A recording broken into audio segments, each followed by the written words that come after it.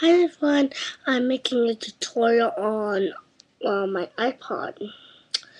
Well, if you can't see, if you can't see, this is how it looks like, my iPod, which is I have a cover,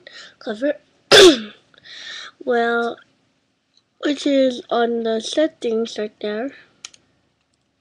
Wait, and I'll just tell you. So first how to make a password is go to settings, then go to general, and then you see that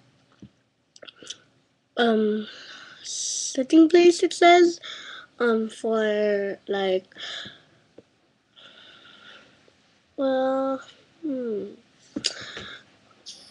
for um well I can't think of it, which is like that. So if it for password, yeah, now I get it. So if you wanna have a password or word password, it says like a 4-digit password, which is you can always remember, or a word or sentence that you want for the word password.